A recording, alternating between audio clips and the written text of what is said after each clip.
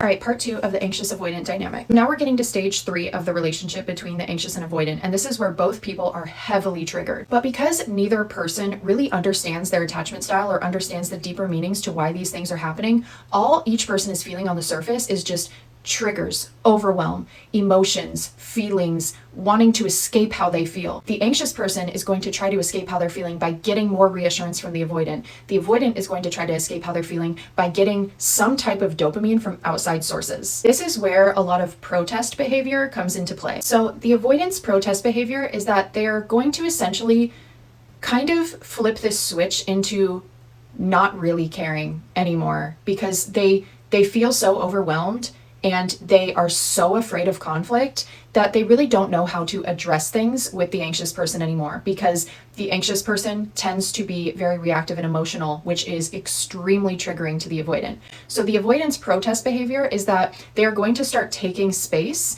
and they are really not going to let the anxious person know about it. Like they're just going to start pulling away, shutting their phone off and doing whatever they want, because at this point the avoidant is extremely resentful. They have had a lot of things building up inside their head that they have not known how to say, and they are feeling essentially that they cannot take it anymore. The anxious person's protest behavior is often going to look like a lot of passive aggression because the anxious person doesn't understand why the avoidant has been pulling away, and the anxious person doesn't usually realize like how their behaviors are coming across. They start using passive aggression to try to like show the avoidant how they're feeling without saying it. Maybe the avoidant like takes some space that weekend and kind of shuts off their phone.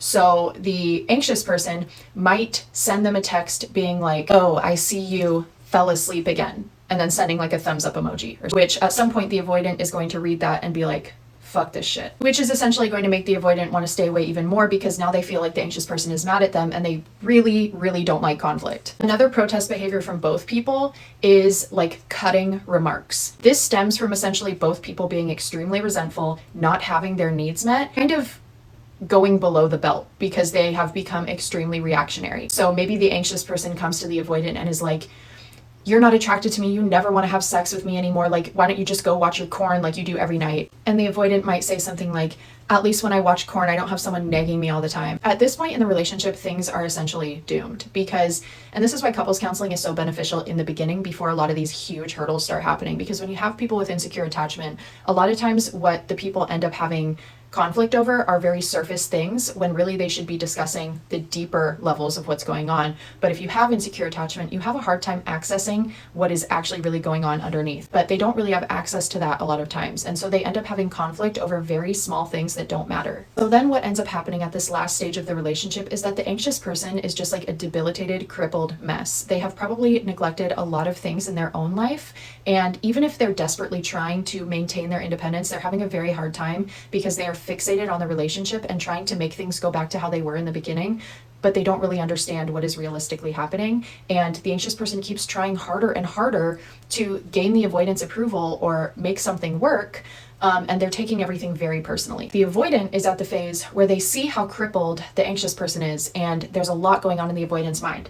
They are feeling engulfed by the relentless needs of the anxious person, but at the same time they're also feeling very ashamed because they like to be viewed as strong and capable, and they feel like they don't know how to be a good partner to the anxious person because they struggle so much with vulnerability and intimacy. They've never really known how to express their needs in a very good way, and they don't really know how to be there for the anxious person in the ways that the anxious person needs. And so in order to deal with all those feelings, they're avoidant by nature, so they want to run from those feelings. So they're going to start engaging in escapism. They're going to start looking for outside sources to make them feel better. This is when you're going to start seeing the avoidant engaging in other things in the relationship. And not all avoidants do this to super big extremes. Like not all avoidants cheat and things like that. But you might see some of this going on with some avoidants where they might look outside of the relationship for some relief. So dating apps, cheating, certain types of addictions like gambling, drinking, smoking weed, whatever it might be, to try to like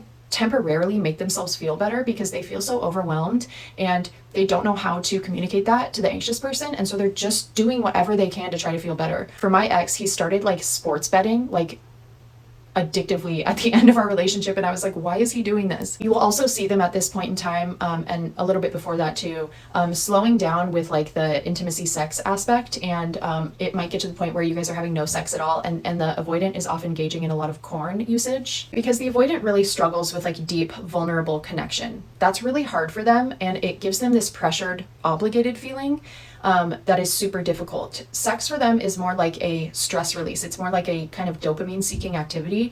So when the relationship becomes more connected and more intimate, and the anxious person starts having more needs from the avoidant starts feeling more and more uncomfortable with the idea of having sex, because it starts to feel obligatory and it starts to feel scary. But they still have that underlying desire and that underlying urge, and so they will look for sources where they don't have to engage in any intimacy in order to get off. This, of course, is something that the anxious person is understandably going to take personally, because when your partner stops having sex with you, you start wondering if they're cheating on you, or if something else is going on. You start wondering if you got ugly, or if something happened where they're just not attracted to you anymore. And so the anxious person gets even more anxious, because now there's this other level where like they can't even connect during sex anymore, which is something that anxious people often use to gain validation. Like when you can't gain validation any other way in the relationship, anxious people will often resort to sex, because at least during sex you can feel connected. The last stage of the relationship is usually where all options have been exhausted. The avoidant has tried to seek relief from outside sources, but it's not working.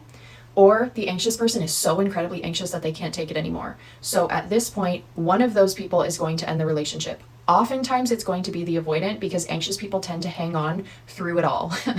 Like we will neglect our own needs and literally keep hanging on. But the avoidant person can't take the overwhelm anymore. They're just like, you are a shell of a person now, and I can't even look at you without feeling shame. So I need to end this relationship, because I can't be around this. It's causing me so much anxiety. So then one day the avoidant will kind of abruptly break things off, and it will feel very abrupt to the anxious person, because the avoidant hasn't really been communicating very much during the relationship.